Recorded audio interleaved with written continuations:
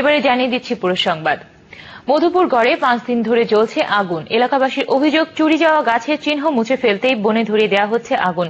গাছ চোর আর ভূমি দখলকারীদের কারণে ধ্বংসের মুখে দেশের তৃতীয় বৃহত্তম এই বন।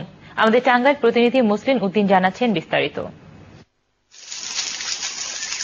মধুপুর শাল বন চলছে, আগুন নিয়ন্ত্রণে আনতে পারছে না বন বিভাগ ও ফায়ার সার্ভিসের কর্মীরা। এক পাশে আগুন নেভানো হচ্ছে, আরেক পাশে দাও দাও করে জ্বলছে। অভিযোগ উঠেছে, বন বিভাগের লোকজন চুরি যাওয়া গাছের মুঠা নিশ্চিহ্ন করে দিতেই পরিকল্পিতভাবে বনে আগুন লাগাচ্ছে। চোরেরা গাছ কেটে নেয় না, এই গাছ কেটে নেওয়ার পরে মনে করেন এই মোটামুটি জড়াইয়া মনে করেন আগুন ধরাই দেয় মোটাটা ই করার জন্য। এই যে মনে করেন এই যে পাতা গুলা পুড়িয়ে দেয়, কালকে দিকে গেছি ভালো পাতা, এই আজকে আগুন দিয়ে পুড়িয়ে দিছে। মধুপুর গড়ে 45,000 একর বনভূমি ছিল। একটু একটু করে জবরদখলের পর বর্তমানে রয়েছে 15,000 একরের রকম। আর গজারি বনের অবস্থা আরো করুন। প্রতি রাতে চুরি হচ্ছে গাছ, দেখার যেন কেউ নেই। বন বিভাগের লোকেরা গাছটা কাটা গেছে যার জন্য না দিশা পায়, এই জন্য দেওয়াটা হচ্ছে। এই যে গাছটা পুড়া দিছে, দিশা যেন না পায়, মাথাটা পুড়া যেন যায়, ওরা নেবার দিয়ে আমি মাটি দিয়া মিশাই দিব। অভিযোগ সম্পর্কে বন বিভাগের বক্তব্য ভিন্ন।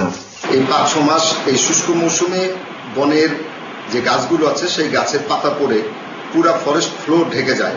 যদি কেউ একটা জ্বলন্ত সিগারেট ফেলে সেখান থেকে আগুন লাগতে পারে। এটা একটা নিত্য নৈমিত্তিক ব্যাপার, প্রতি বছর এরকম লেগে থাকে। আর মধুপুর বনের চুরি, গাছ চুরি, এটাও একটা সত্যি ঘটনা, এটা অস্বীকার করা কোনো জন্য নাই। মধুপুর গড়কে ধ্বংস করে দিতে চলছে নানা ষড়যন্ত্র। একদিকে কাঠ চুরি, অন্যদিকে বনে আগুন।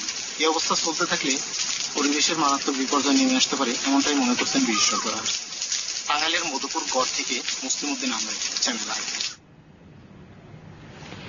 রাজশাহী বিশ্ববিদ্যালয়ের ছাত্র ফারুক হত্যা মামলায় গ্রেফতার শিবির ক্যাডার ইকরাম হোসেনের জবানবন্দিতে জামায়াত